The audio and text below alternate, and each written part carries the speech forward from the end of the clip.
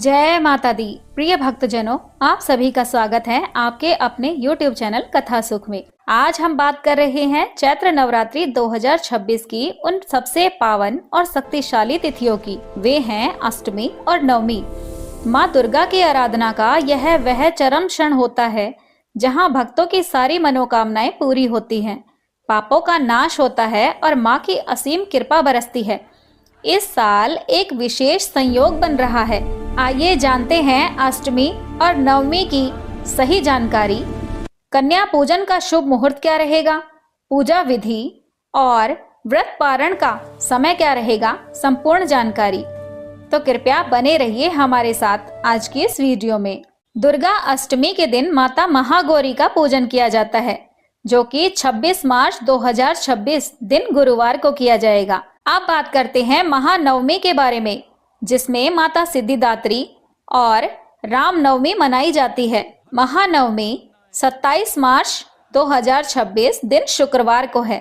नवमी तिथि 26 मार्च सुबह 11:48 से आरंभ होकर 27 मार्च को सुबह 10:08 तक रहेगी। तो ध्यान दें कि इस बार अष्टमी और नवमी तिथि का संगम 26 मार्च को हो रहा है, लेकिन पूजा अर्चना और कन्या पूजन मुख्य रूप से 26 मार्च को अष्टमी के दिन और 27 मार्च को नवमी के दिन किया जाएगा।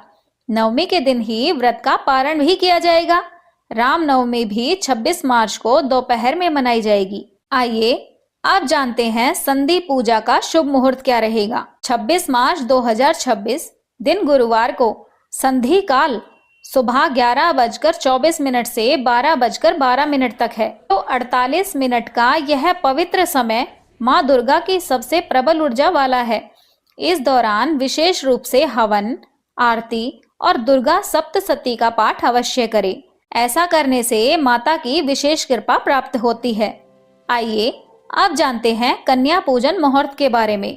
तो 26 मार्च अष्टमी तिथि पर कन्या पूजन का पहला शुभ मुहूर्त सुबह 6:17 से 7:51 तक है। दूसरा शुभ मुहूर्त सुबह 10:55 से दोपहर 3:32 तक है। अभिजीत मुहूर्त भी इसी में ही शामिल है, क्योंकि अभिजीत मुहूर्त में भगवान श्री रामचंद्र जी का जन्म हुआ था, इसलिए अभिजीत मुहूर्त को बहुत ही शुभ माना जाता है। बात करते हैं 27 मार्च को नवमी तिथि के बारे में। यदि आप नवमी तिथि पर कन्या पूजन करना चाहते हैं तो सुबह के समय आप कर सकते हैं। याद रखें कि 2, 5, 7 या 9 कन्याओं को साथ में देवी का स्वरूप मानकर उनका पूजन करें। सुबह 7 बजे से 10 बजे तक का समय कन्या पूजन के लिए सबसे उत्तम समय माना गया है। आइए अब जानते हैं अष्टमी और नवमी तिथि की सरल पूजा विधि।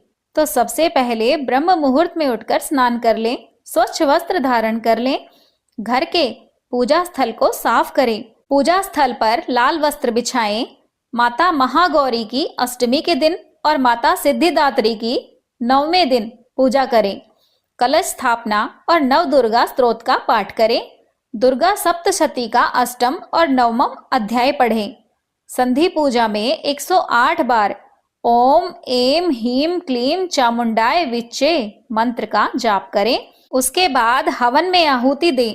जो भी भोग आपने कन्या पूजन के लिए बनाया है माता को अर्पित करें और माता की आरती उतारें। आज के दिन जय अम्बे गौरी मैया जय श्यामा गौरी यह आरती करना बहुत ही शुभ माना जाता है। अष्टमी के दिन ओम महागौरिये नमः और नवमी तिथि के दिन ओम सिद्धिदात्रिये नमः मंत्रों का जाप करना बहुत ही शुभ माना जाता है। ऐसा करने से माता की विशेष कृपा आप सभी पर बनी रहेगी। आइए अब जानते हैं नवरात्रि का व्रत पारण का जो समय है वह कब है। तो 27 मार्च 2026 दिन शुक्रवार को नवमी तिथि समाप्त होने के बाद सुबह 10:06 के बाद आप व्रत का पारण कर सकते हैं।